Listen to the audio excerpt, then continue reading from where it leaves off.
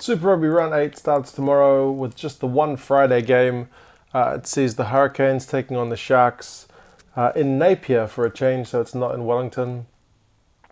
Most of the New Zealand Super Rugby franchises tend to play at least one game in outside their main centre anyway. So for the Hurricanes, they usually take one game a year to Napier. They usually pick a game against a non-New Zealand team.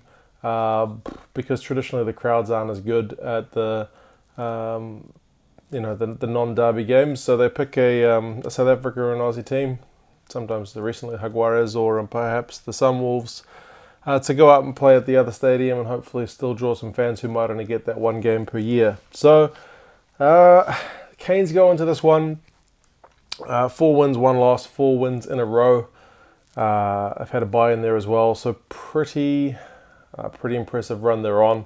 I saw a story today that the Bowden anyway was saying that they are not reading into anything that people are saying they're a favourite and they don't buy it. But I don't buy him not buying it. They're one of the favourites for the comp for sure.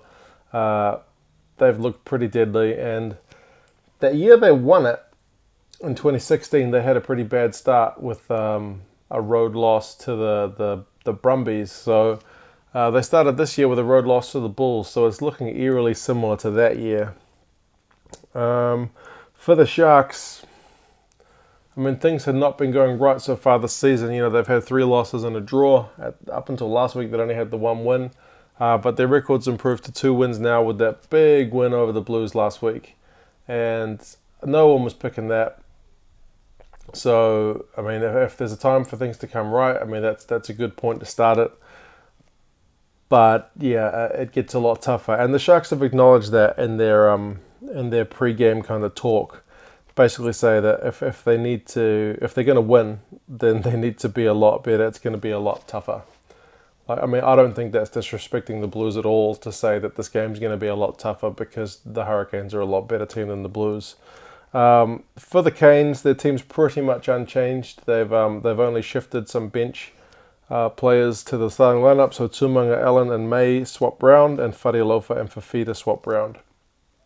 Otherwise, it's pretty much an unchanged team, which walloped the Rebels the other day. Ehai West still gets a bench spot. And this is despite the fact that it's recently been announced that he's going to France. So this, not even half season yet at the Canes, has been enough to encourage him to stay in New Zealand rugby. He's only on a 1-year contract, but he is heading to France, having never really hit his full potential here in New Zealand. And interestingly, because the Hurricanes have got some of the deepest depth anyway at 10. So Jackson Garter-Bishop, who already had a full year of Super Rugby with the Rebels, he's still playing in the development team. I might have thought that West's announcement leads you to play more of Garter-Bishop because West's not really a long-term investment, but the coach is not going to be here at the end of the season, so maybe he's just doing everything he can to make sure he wins now. If anything, it's a bit of respect being shown to the Sharks. The Sharks are absolutely unchanged from what I've read. Makes absolute sense because they put 60 points on the Blues, so if you ain't broke, don't fix it. But one area that was a little broke is they still conceded 6 tries and 40 points against the Blues. So yeah, the Canes are only conceding an average of 16 points per game. The Bulls beat them by scoring 21. So if you're going to beat the Hurricanes, you're going to need to tighten your defence up a lot more than conceding 40. You'd be lucky to be able to concede 20 against these guys and still get a win. So, yeah, how you limit the Canes' weapons is something for Rob Dupree Senior to kind of analyse and look at.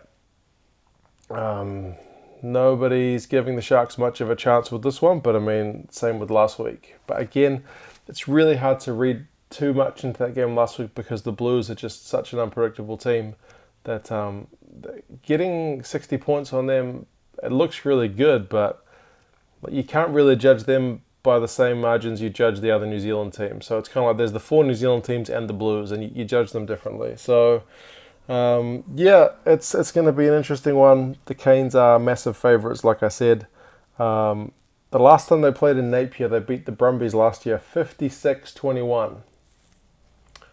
So yeah, if you can limit the Canes to 50 points, you're probably doing all right. The Canes have also got an extra day's rest, although they are flying back from Australia, which is kind of a small little travel. But yeah, extra day's rest. Canes playing at their second home. Bookies are giving the Canes a 21-point head start. So that kind of tells you where things are at. But the Sharks, they were not given much chance last week, and they came out firing. So let's hope they can come out and kind of, if they're not going to win, at least give the Canes a bit of a bloody nose, put a bit of a challenge in there. I think that'd be good for their season, for when they go back to South Africa, give them a bit of confidence. Like if they get smashed this game, it kind of undoes a lot of the good work that they did against the Blues. So we will see. For the Canes, they really need to keep winning just to maintain, like, they're, I think, first equal with the Crusaders. I think they're equal on points with the Crusaders in New Zealand Conference. So they want to keep winning to put themselves first, like clear and above the Crusaders, because the Crusaders, I think, have played an extra game. The Sharks, I mean, they're already doing better than the Stormers and the Bulls in terms of their tour, because they picked up a win. Any points they can pick up here are golden. And man, if they can pick up a win, then some of those Facebook commenters on the Sharks Facebook page after those losses might have to eat some words, because yeah, there are pretty nasty things being said about them. But yeah, they were losing, so it's kind of par for the course. We'll see what happens. Hurricanes probably still going to romp home with this one, but we will see. Should be a good game, and hopefully the Sharks can put up a bit more fight than the Rebels did the other day. So we'll see. And yeah, let me know your thoughts as always. I'll be having a read, and yeah, I'll guys talk to you again soon.